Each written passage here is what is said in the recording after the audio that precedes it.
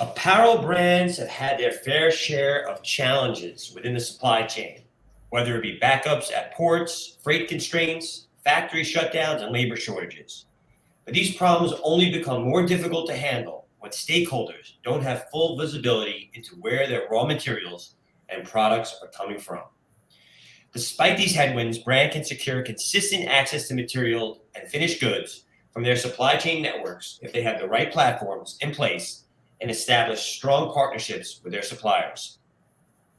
Good afternoon, good morning. My name is Edward Hertzman. I am the founder and president at Sourcing Journal, and welcome to today's webinar titled Connected Sourcing, PacSun Delivers Visibility Across Partners and Processes. I'm thrilled to welcome today's speakers. I just want to take a minute and allow them each to introduce themselves. John, do you want to go first? Sure. Thanks, Ed. Hi, all. John Brewer here. I'm Senior VP of Operation for PacSun. I've been with PacSun since 2006, where I started as VP of Product Development Sourcing, and for the past 16 years have held various operational roles, including oversight of a partner brand of ours, Eddie Bauer, up until we sold them in 2021. Prior to PacSun, I was VP of International Sourcing for Warner Brothers Consumer Products and Warner Brothers Studio Stores. Prior to that, I was VP of Sourcing for Kellwood. I had my own private label import company called Segway back in the day, and I began my career, for those of you that are not so young, I began my career with May department stores. And now I'll let Chirag introduce himself. Thank you, John. Well, thanks, Eddie, for hosting this great webinar. And John, it's a pleasure to be part of this. We've always regarded you at Bamboo Rose as a great executive and a thought leader in this retail industry, in this space, and a long-term partner of ours. So again, it's a pleasure to be part of this webinar with you. I am Chirag Patel, president at Bamboo Rose. And for those that are not familiar with us, we are a multi-enterprise digital platform that connects the entire value chain from product innovation to delivery, so that great retailers and brands like PacSun can design, source, purchase, and deliver great products to global markets. Thank you, John. Thank you, Chirag. So a few housekeeping items before we begin. If you have any questions during the presentation, you can type them into the chat box on the left-hand corner of your screen, and we'll get to them towards the end. In today's webinar, we're going to discuss the following. It is safe to say that retailers have faced a mix of challenges the past couple of years. An analysis conducted by McKinsey revealed these concurrent disruptions could decrease retailers' near-term financial performance by up to 40%, with the potential to persist at a rate of up to 20% if supply chain issues remain unresolved. Adding to the challenges, Gartner research says that more than half of organizations have not yet started to build a roadmap for supply chain digital transformation. And according to BDO, 84% of CFOs and organizations with annual revenue between 100 million to 3 billion see supply chain disruptions as either a moderate or severe risk. But there is some good news. That there are ways to pivot amidst these disruptions. And for PacSun, going digital started well before the pandemic and prepared them to weather the storm. Let's get into why we're here and hear from John at PacSun on how they built a truly collaborative and transparent sourcing operation. So John, first question for you. Can you tell us a little bit about PacSun sourcing initiatives? What's been the focus in recent months as supply chains disruptions have subsided some? Yeah, certainly. We learned a lot during the pandemic, especially around really having a balanced approach to global sourcing. PacSun is traditionally, I would say up until about 4 or 5 years ago, a China-centric sourcing model. And this was really based on speed and agility of supply base. But as we look forward, coming out of the pandemic and things starting to relax a little bit, today we're looking in 2023. Our initiatives really include a couple of things. One is we're increasing our penetration in low-cost country of origins like Bangladesh and Pakistan. We're also increasing our nearshore origins, Mexico, Guatemala specifically, to improve speed to market. We don't really see further expansion into China, but we're being very opportunistic there. We're seeing cotton sort of settle down in terms of pricing, so there may be some costing opportunities in China. But our current sourcing base actually is enough for us to scale for future growth. And then I think, as you mentioned, the real challenge has been is how we pull all of this together and survive any additional disruption or future disruption. And we've really relied on Bamboo Rose from a PLM and plus platform to allow us to do that. John, can you talk a little bit about the evolution of your supply chain? Where were you and where are you today? Yeah, as I said earlier, I've been here for 16 years, so I've seen a lot of change. We have moved from a primarily email / Excel-based sourcing process model to one now where we're using Bamboo Rose to really lead the way through our PLM system, and really where we've pulled together both design, sourcing, technical design, all into one platform, which has really enabled us to be much more efficient going forward. As I said, we learned a lot of lessons over the last 36 months or so, and traditionally PacSun has been what I call a vendor-led sourcing model, where the vendor would source fabric trims for us, right? For most categories, denim probably being the exception, where we're sourcing fabric and trim for our denim platforms. But we're really moving in 2023 to more of that nominated supply chain model, where we are working with mills and nominated trim suppliers. And part of the challenge has been pulling all of that together and making sure that we have visibility to all of that. And I think BBR certainly has been Bamboo Rose has certainly been a vehicle to give us a clearer picture on that as we move forward into 2023. So Chirag, it's clear that PacSun has established stronger supply chain visibility since your partnership began with them. But having access to so many different companies at a macro level, are you seeing other Bamboo Rose clients following suit, and even non-Bamboo Rose clients? Are you seeing companies really make this shift to digitizing their supply chain, or are most of them still living in this Excel, email world that John spoke of? No, absolutely. We are seeing this becoming a pretty high priority. So for our customers that, similar to PacSun, we believe they go through a pretty staged maturity journey on the digitization of this part of their value chain, from innovation through delivery. So we kind of first see this connect stage. And I think, as John just mentioned, this is where the BR platform connects all the internal functions and all the external partners. And in some cases, some of our clients, we've got over 35 different types of external enterprises that then get connected on Bamboo Rose. And through this connection, you create this global digital community. And then this really drives a lot of operational improvements, visibility. Everybody's connected and can sync off of the same, hymn sheet, lack of a better term.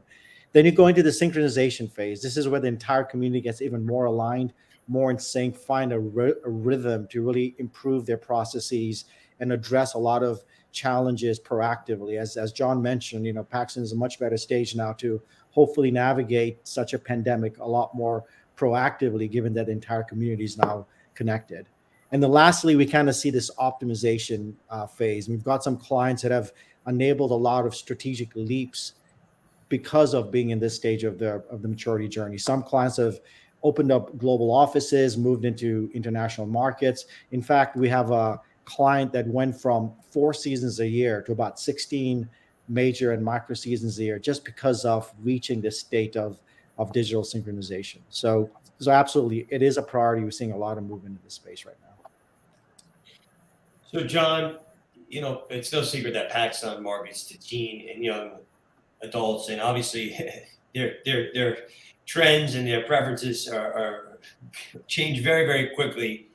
How is PacSun meeting the demand of these customers, especially in a social media centric world where these styles and trends are just coming and going every single day?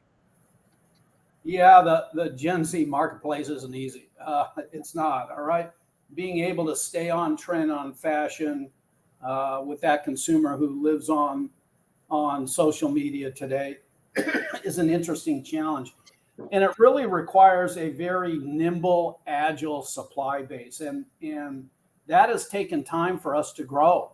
I would say that our supply chain base today, our supplier base today, we've probably been doing business with the top 10 for more than 10 years.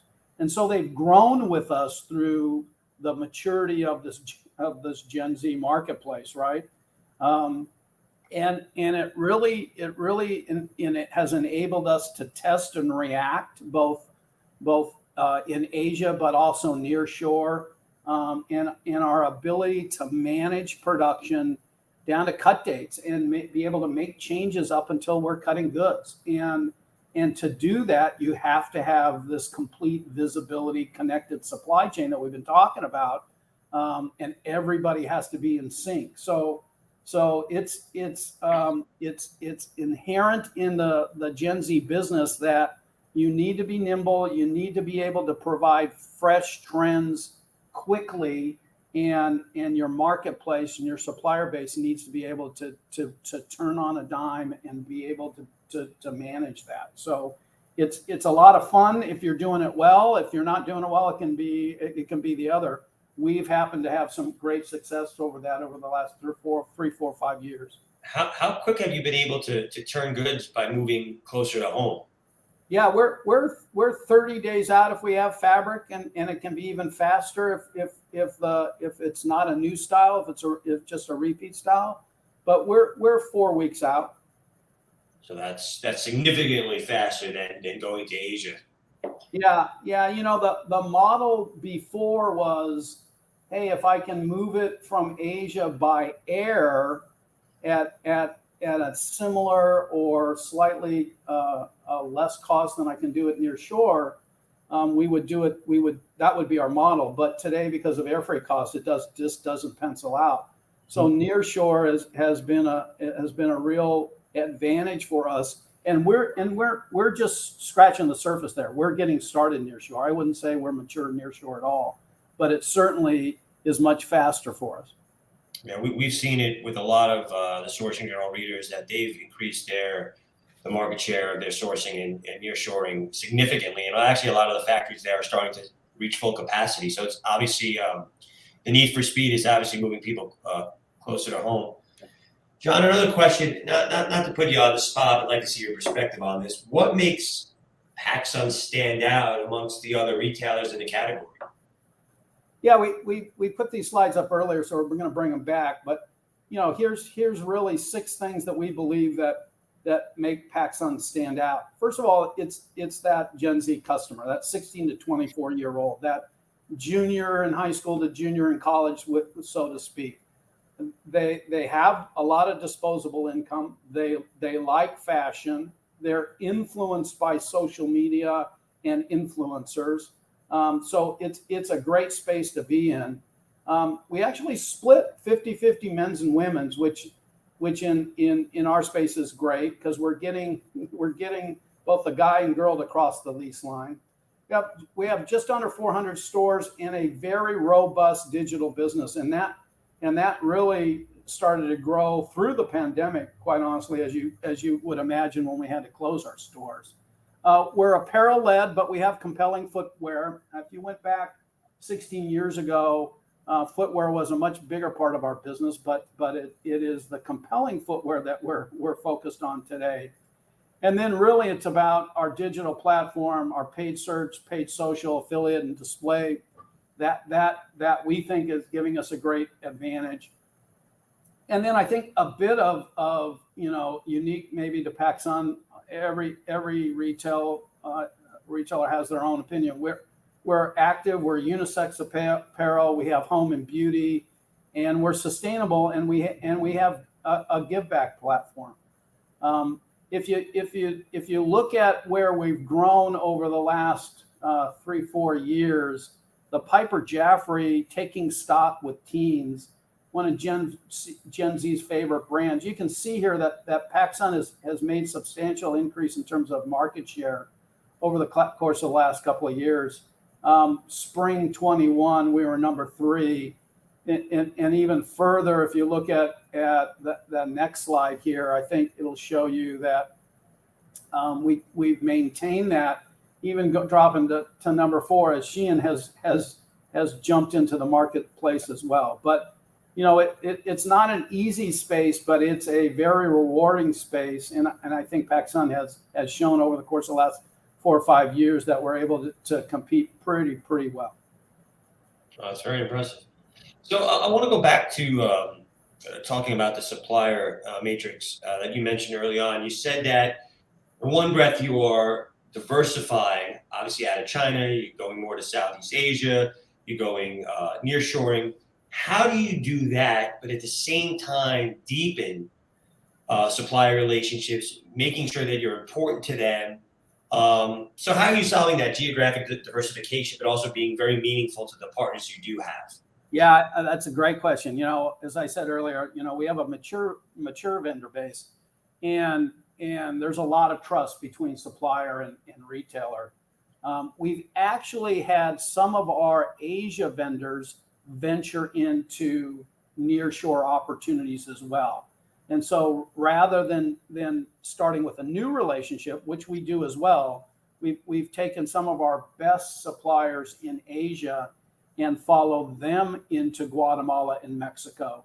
And therefore, they don't feel like they're losing, they feel like they're gaining. So that's been a great advantage for us. But it is, if you have a piece of pie and you're dividing it up with more suppliers, not everybody's happy. We tend to really focus on our top 10 suppliers and build trust with them over time. And certainly it's great because if they're moving to near shore, they already know how PacSun works, what the PacSun model looks like. And so that's a real distinct advantage for them versus putting somebody new on. We do have new suppliers coming on every year, and it takes a while for them to mature and understand our way. But it's very beneficial if they do. We have pushed a lot of our suppliers to become very nimble and agile, and it's not typically what they like to do, but once they understand that they can do that well, the kind of business that they can get even beyond PacSun is enormous. Chirag, is there anything you want to add on to this question? You're on mute. You're on mute, Chirag. Sorry. Right, live show. Anything could happen. I just wanted to test out the mic button. Well, fully agree with what John mentioned, and we're kind of seeing this, this strategic move in general across our customer base, and whether it's in apparel or hard lines or even just other categories that we participate in. The challenge that the industry experienced in the last few years was not just the disruption of moving and transporting inventory from, say, China to the destinations it's supposed to go, but it was also the lack of production capacities and acquiring and securing the raw materials and components that go into the production of the products. So what we've really seen, especially in China, given the zero COVID policies and some of the geopolitical tensions recently, is this move to surgically take categories into other sources where there's competency in infrastructure and move into this near source, far source balance. And this is exactly what John's demonstrating, what he's done so successfully in Central America with PacSun. And what it really comes down to at the end of the day is this very traditional view on let's get the best landed cost secured with a vendor, to a balance of we may have to sacrifice some margin if we can assure that there is inventory to actually procure and sell and actually match and drive revenue. So we're seeing that trend and a pretty permanent shift in how sourcing executives and merchant executives are looking at their sourcing models. It's not just all about margin. It is this balance of having product to sell and maybe sacrifice a little bit of margin where it makes sense.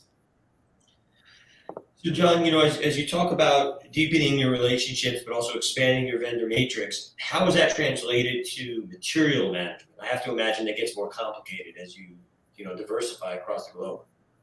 Yeah, it certainly has. So, as I mentioned before, we were very much allowing vendors to source materials, both fabric and yarn and such, without really much knowledge about where that was coming. That's all changed. We're specifically now into understanding where the fabric, yarn, and even now raw materials are coming from. While we lean on our vendors to provide a lot of that visibility, we're also now capturing that data in our platform.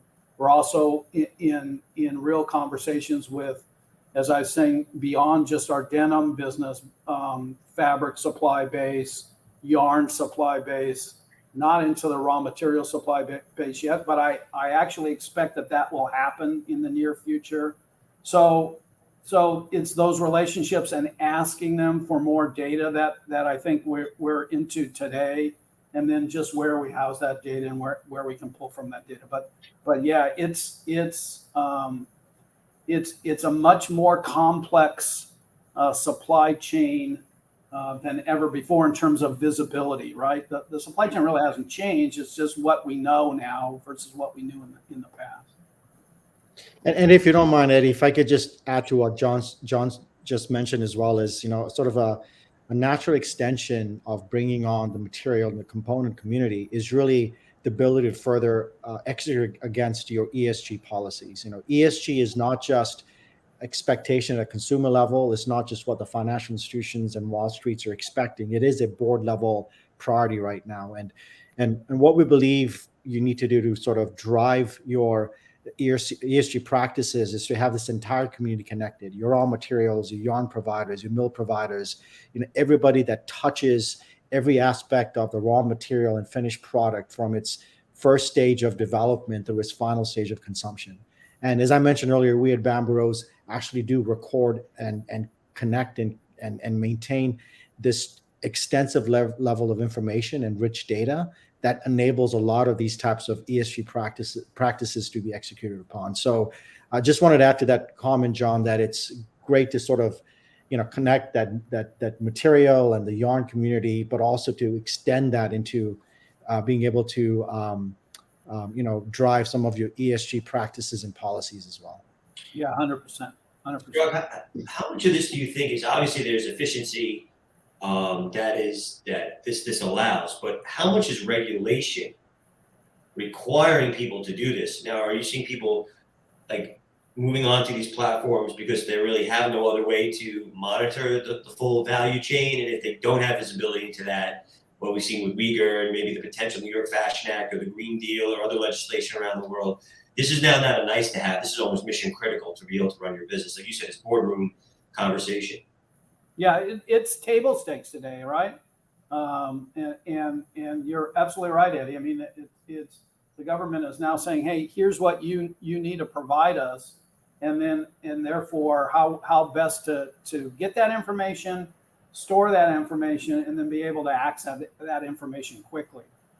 So it's table stakes today, not only for retailers, but it's table stakes for the supplier community as well. Right. They're going to have to be able to supply the data that's needed all the way down to raw materials, and we're just scratching the surface there. But we need to get going here as quickly as possible, because it's going to happen as sooner than later.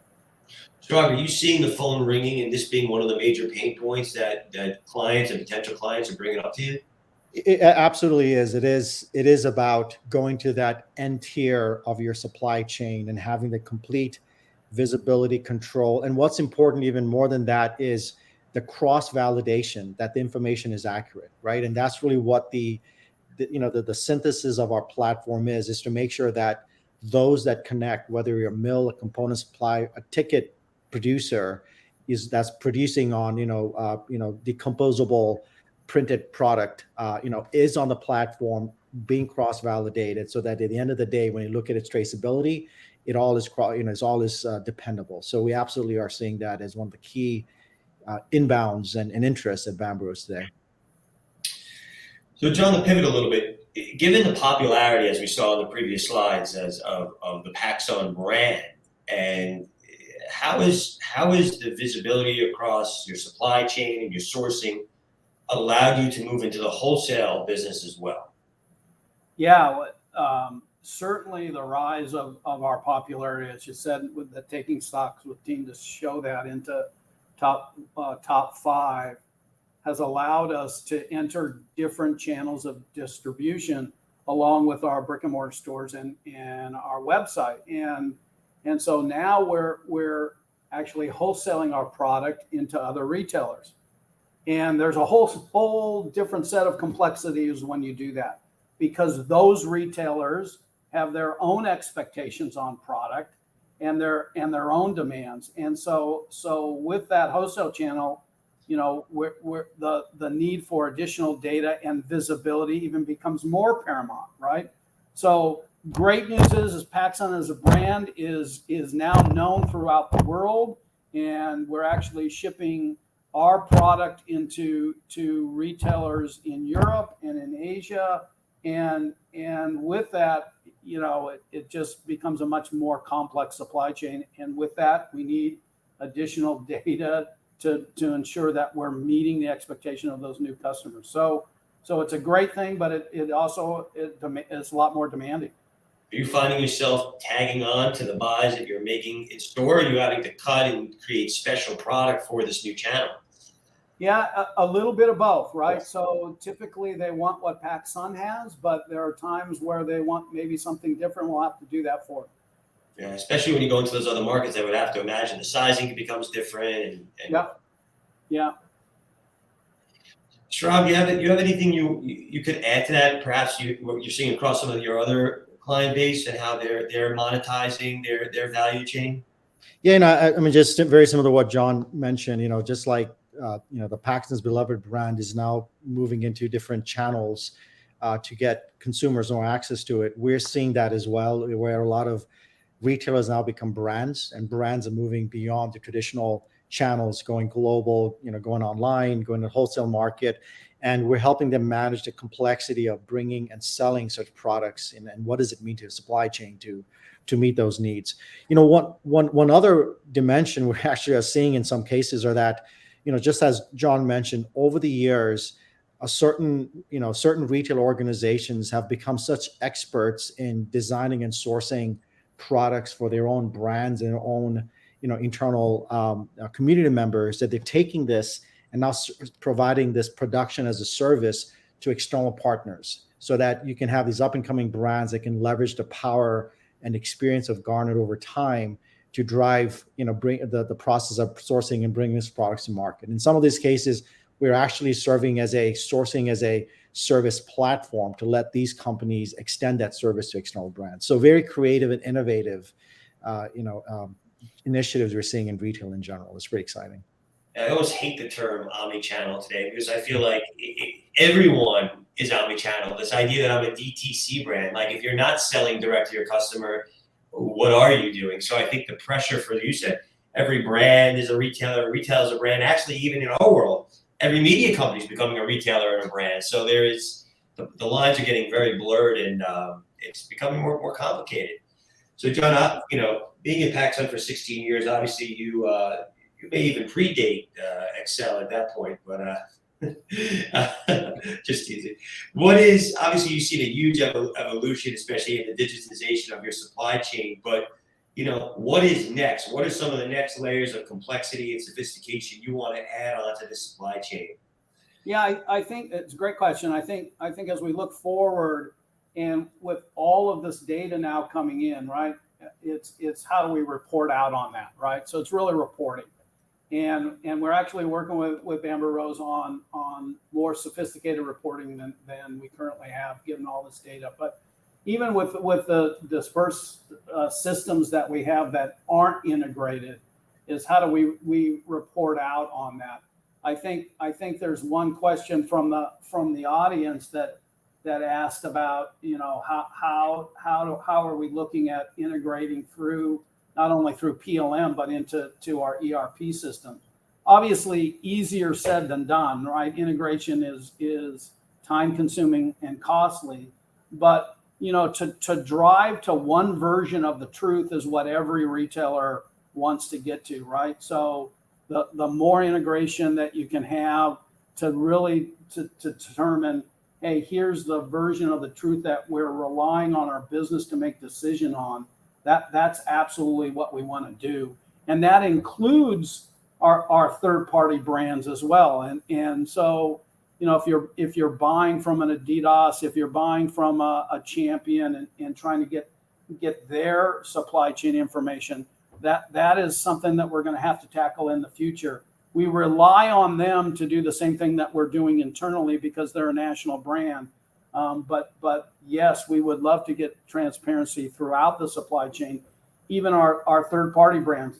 So PacSun a bit different model than some of our competition, where we're not 100% vertical. We're buying from national brands where we have licensed brands that we produce for, and then we have our own brands that we produce for. So pulling all of that together in one transparent supply chain platform would be the answer, and we're working towards that end.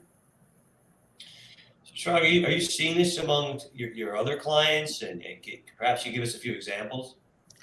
Yeah, absolutely. I think what John just summarized is, what I've sort of seen different eras in how a lot of retailers have invested in technology over the years. I mean, for many years, a lot of the big budgets were allocated towards online, sales, e-com, digital marketing, consumer experiences in stores.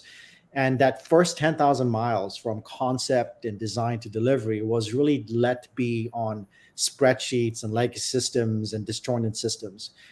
Now I think the tide has changed. I think right now everyone realizes that for you to be, not just gain market share, but to protect your market share, you have to digitize the back-end processes. You have to have this entire community connected, in sync, and have the agility that John mentioned, where if you have to bring a new product to market in 30 days, the entire orchestration of that backbone and your vendor community to be able to drive to that goal is highly critical. So we're seeing a lot of examples of that where, the connection of this is driving a lot of data. There's driving a lot of analytics, a lot of rich data science. There's a lot of movement in bringing a lot of traditional, operational roles evolving into a lot more data-rich, data science-oriented roles. So absolutely agree with what John just mentioned there.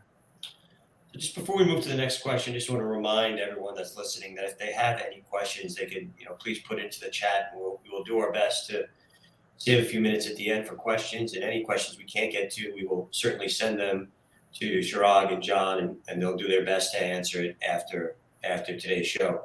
A question for both of you guys. What tips would you give retailers moving to a digital-first, next-gen sourcing model? I know it's hard to believe that a lot of the industry is not there yet, and they need to be. So what would be your advice? Chirag, you want to start? Actually let John maybe go first. John, maybe I can maybe add to that. Yeah. We PacSun, we made it's a cultural shift. If you start out as a brick and mortar retailer and then you add on your e-commerce platform and you're building that over time, it's really a cultural shift to be digital first. And I think, Eddie, you said, everybody's DTC today. So it should be part of your culture, and it should be the priority part of your culture today. I think certainly pure play guys may have a distinct advantage overall, but it being a retailer to next gen customers, that's where they live digitally, right? So if you're not playing a great role in terms of digital, you're not going to get them. But tips in terms of beyond just adding that to the culture of your business. I mean, you really need to understand that what your brand strategy is in terms of marketing to your brand to that digital customer. And from a Gen Z point of view, it's really a social media marketing strategy. What are you doing on social media? For us, it's really, in addition, an influencer strategy. So much of our our customer base is in fact influenced by what they see on social media and who they see on social media. And then for me, it's really how do we tailor our sourcing strategy to mirror that, right? And so as we sign new influencers or as our social media platforms changes, and the results of that is how is our sourcing strategy tailored back to react to that, and that's where that agile, nimble supply chain comes in. John, when you say, just as a follow up, and this is not necessarily just a PacSun specific question, but more of a macro industry question, that as we have to cater to this very, for lack of a better term, fickle customer whose trends change every day, who want a different outfit on social media every day, who see something on the runway and want to wear it. For the longest time, our industry always chased the cheapest needle, right? We went to the furthest country for price. Is price almost becoming, I don't want to say secondary, but is it getting the trend in the store or on the site almost becoming priority number one over everything else? Because you won't have the sale if you don't have the product. Yeah, it's out the door price, right? So if you don't have it, you can't sell it, right? And whether you're saving a quarter and it takes you another 30, 40 days to get the goods in, it's really out the door price, and you're going to sell that fast, that speed to market. I don't like the term fast fashion. I think that says a bit about quality or the lack of quality, but speed to market model, it is about price, but it's out the door price. So if you're selling it at regular price and you're buying the right quantity and don't have to mark it down, that's the panacea for every retailer. Obviously you want to buy it at the most competitive price, but if you can get it in, sell it out at a slightly higher price and not have to wait for the goods, I think you're better off. I think this is a major mindset shift that we're seeing throughout the whole industry. And some retailers are able to think that way and take advantage of this. And those that are still thinking the old school model are losing customers and losing out on sales because they're just missing the trend. So, Sharad, what tips would you give to retailers? Obviously, you see so many different categories, different size companies, different product categories, verticals. What advice do you have? Yeah, I mean, from our experiences, recommendations in terms of this next gen sourcing era, the first is make it a priority. Do, like John said, make it a executive level mandate to get your entire community connected with your external vendors and factories and special companies. That should be important. And once you decide to do that, follow the journey in its stages. Don't try to, get to the optimized phase first. Connect, synchronize, and then optimize. Because we've seen a lot of clients not succeed when they get ahead of themselves. That first step of just connecting is going to change a lot of organizations and drive a lot of activities to get in balance. And then I think the next sort of big change that we're seeing, and we're seeing a lot of our clients push us in that direction, is to move from this very legacy model. And I think, as you just mentioned and John just mentioned, is this mindset of chasing the cheapest needle, getting the best margin, treating your vendors as vendors and not partners, to sort of what John talked about. First start with the vendor community, have them be part of your goals and objectives, make them become a partner. Use this digital platform where you connect it to get a lot of data and make a lot of analyst level decisions versus, execution administrative decisions. We're seeing a lot of sourcing users evolve in their roles to become more analysts and use a lot more science and data and analytics to drive the decisions. And I think that is really what modern day sourcing and supply chain really is about, is to sort of make this transition across this chasm that you see on the screen right now. And that's really is the big trend that we're seeing with our customers that's driving us day to day.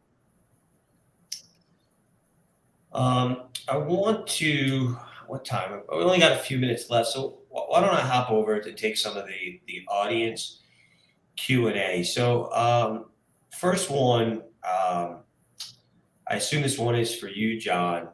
Transparency is easier when you manage the production process, but how do you manage supply chain transparency from third-party brands? And Sharad, of course, you could add to that as well, but John, you want to kick that off? Yeah, I think so. Certainly, if they're national third-party brands, they should. Your hope is that they have the same need for transparency and will share that transparency with you as a customer of those brands. So as I said, if you're buying from Adidas or Champion or a national brand, you're in your conversations with them, you need to understand what their transparency looks like, and are they sharing that with you as a customer. You can't manage their production base because it's their production base, but you can certainly ask for that transparency. And just to add to that, to your point, John, we have clients that are at the point in their journey where they are having their national brand suppliers connect into Bamboo Rose and provide the level of transparency from a data perspective, certifications, other types of documents that ensures that there's full transparency. So yeah, we are seeing those ecosystems connect. I have to imagine in the coming years, and I agree with you, John, it's going to happen a lot quicker than I think a lot of retailers hope or even prepare for, that once there is some type of regulation that's standardized, and everyone's going to start having to play by the same rule book. And that's going to be a big change and a big challenge for our industry, but it's certainly headed that way. Another question is, you talked a lot about deepening relationships with suppliers and factories, but are there opportunities to connect other partners and processes such as logistics? Yeah, absolutely. And our first part was really to connect design, product development, and technical design together. That's what we started with the Bamboo Rose platform. But yes, I think as I said earlier, there's other integrations that I think can happen throughout the supply chain, including logistics. I think certainly through the supply chain disruption, what we found was that even from a product development and vendor management point of view, we were getting much more granular, where we're typically asking a supplier to book their vessels with our logistics provider a week in advance. It was sort of a no-brainer. We didn't even think about it. But as logistics disruptions happened, we were on the phone nightly with all of our suppliers to make sure that they were booking 3 weeks in advance, even if they had to change that booking as it got closer in. So it taught us that we needed that visibility, and yes, we would like that integration to happen. So again, back to what the panacea is sort of one version of the truth. So we're not hearing what the supplier is saying and then hearing what the logistics provider is saying, is that we have one view to say, yes, this is what happened. So yeah, I think in the future, we will look at integrations throughout the supply chain, even into our DC and warehouse management systems, and into our financial systems and our ERP as well. So I think it's all doable. Again, it's just time and money, but retailers aren't as easy to spend money. But I think as things become more and more complex, and the learning from this disruption is we need that. So we'll spend our money where we need to. Here's a question that I'd like to hear both your perspective on. So the market is moving into providing traceability and visibility on factories and raw material origins. But do you see this as important to share with the consumer? Yeah, I think it's important to share with the consumer what the company is doing to ensure that visibility. I think at a granular level, I'm not sure that we need to be reporting on every piece of data, but I do think we have to report on, hey, here's what PacSun is doing from a transparency and visibility point of view, so that our customers feel comfortable with the products that they're purchasing from us. Yeah, I fully agree with John. I think consumers do want assurance that when they see a product presented to them as a ethically sourced, sustainably sourced product, that there is the brand of that organization behind it saying that it was done. And so we do have a lot of our clients that are actually leveraging that end-to-end data in Bamboo Rose so that they can confirm that they stand by that label that's on that tag. So it is important to provide the transparency. So another question is, you hit on ESG and sustainability a bit earlier, but could you talk more broadly about how ESG is impacting your product and supply chain strategy? I'd be curious to hear, John, what you have to say, and then Chirag, what you're seeing from, again, your client base. Yeah, as I mentioned earlier, I think sustainability, ESG, is table stakes for any retailer today. We are both from a product point of view, but also from a supplier point of view. So we are looking at our proprietary products and putting benchmarks in terms of both from a sustainable product point of view. We're putting benchmarks in terms of what of our products will be sustainable. And similarly, on a supplier point of view, we're putting benchmarks of what those suppliers need to be doing in terms of sustainable processes. So there's no magic wand here where you can say, hey, it's all going to be sustainable or all our processes are sustainable. But I think we work towards that end by giving ourselves benchmarks and then holding ourselves accountable to them. Yeah, and then just to add to that, as John mentioned, and going back to a point you talked about earlier, John, about getting other enterprises like logistics service providers connected. So what we're seeing, Eddie, is that connection. We are seeing the ESG practices drive our clients to get more and more organizations connected. We're seeing mills, thread manufacturers, packaging manufacturers, everybody that's in the value chain that has something to do with an end product connected and providing certifications and cross-validation that, this vendor is using, green energy or this material is sustainably sourced and having that level of accountability. So that is really connecting and expanding that ecosystem. That is a big trend that we're seeing. I don't know, and Chirag, you can probably comment on this. I'm surprised you didn't jump when John said it takes time and money, but I'd be curious, how much money is lost in inefficiency and how many mistakes are being made. But also, when you talk about all these moving parts right now, is there any way to really manage all this without some type of centralized system? Bamboo Rose or others, I don't think it's humanly possible. Yeah, no, I should have jumped on that earlier. I didn't want to disagree with John. It is true that a lot of traditional retail mindset has been investing a lot of technology in those front end processes, e-com, digital marketing, so on and so forth. And we believe and we continue to hope that this first 10,000 miles becomes just as important, because if you don't have this right, the other stuff is going to suffer. Like if you don't have a product to sell, you're not going to sell it, no matter how good you are at e-com. But with that said, we have successfully seen a lot of these customers, some of our more advanced customers who've been on that optimization journey, been with us for a while, where all of these accounts, all these enterprises are connected. They're connected with ERP systems.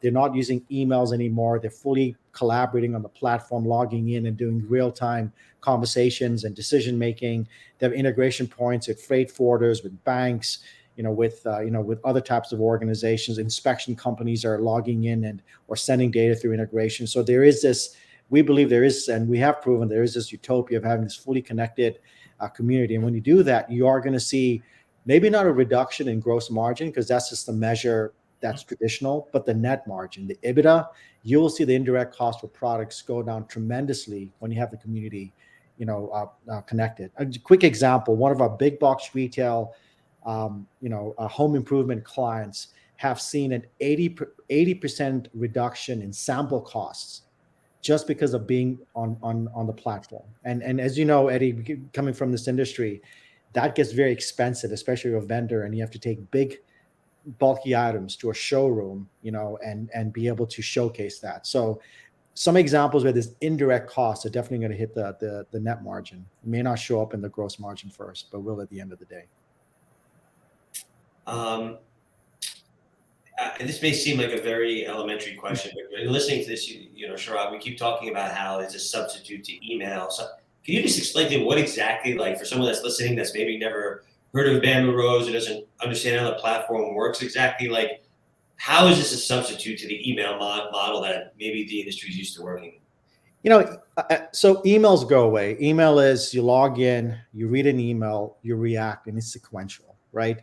In Bamboo Rose, you're a sourcing analyst in John's team. You log in, you have a list of all the things you have to act upon today to proactively address any issues. Here are my, offers to my vendors that I need to now look at against the dollars that I have and approve that first cost that they're offering. As soon as you do that, the system then alerts the next person in line to react to that or proactively work their conversation. We also provide chat sessions so that you can have conversations with it. So it really removes that entire email model and brings this tasking, real-time digital model to really drive a lot of your activities. And that's really what it is. Email is really pretty dated right now. It's crazy to think that, right? Yeah. So I refuse to get on Slack and all these other things. My team calls me old-fashioned these days. Exactly. So let's take one more question. I want to be respectful of everyone's time, and I know we touched on this a little bit, but how do you see shifting consumer confidence and buying behaviors impacting your and product strategy moving forward? John, you want to talk about that from a PacSun perspective? Then Chirag, obviously, consumer confidence is a little bit weakened right now. Are you seeing any real changes in how people are sourcing and what products they're making as they go into holiday and spring 23? Yeah, certainly, the macro environment is a bit tougher 2022 versus 2021, and all expectations into 2023. I think it gets down to as customer sentiment has changed and maybe buying patterns have changed. It again goes back to, for me, from a sourcing point of view, it goes back to those relationships that we've had over time where we can weather those storms and or adjust to those storms, and whether we're buying less inventory because there's less demand or we're chasing inventory for the right styles. Those vendors that have been with us for quite some time understand that, right? We all wish that growth was always going up. We know that it doesn't always work out that way. So, those relationships that we've had over time seem to weather those very well. And again, we need to be transparent on our side, right? It's everybody wants more, but if we're transparent with our vendors in terms of here's what we think is going to happen because of the macro environment, and that allows them to plan, I think they're able to adjust as well. So it goes back to that agile supply chain that I think is PacSun, but it really goes back to the relationships that we've built over the last 10, 15 years. Yeah, I couldn't concur more. I think it's the key words that he just took off my mouth, John. It's agility, having the agility and having the partners to be part of that agile process. You need both sides of the equation. And, I think just to add to that, and I think you agree, John, that, the processes are no longer sequential. You don't design and then you source and then you sort of, do these things in sequence. Everybody's working iteratively. You're having the pods of designers and sourcing, analysts and materials teams working together so they can be very agile and reacting to that very quick consumer demand changes, the confidence changes. So it's a mix of it's a mix of all of that that's really driving it. Yep, 100% right. So, I want to thank you both, John and Chirag, for taking the time to join me in Sourcing Journal today. As always, it's a pleasure to be with you both, and your insights are, as always, very, very valuable. Look forward to seeing you in next month at our conference in New York. Have a great afternoon, and thank you again for your time. Yeah, thanks, Eddie. Thanks for having us. Thanks, Eddie, and thank you again, John, so much for being part of this. You bet. Thanks, Rod. Thanks.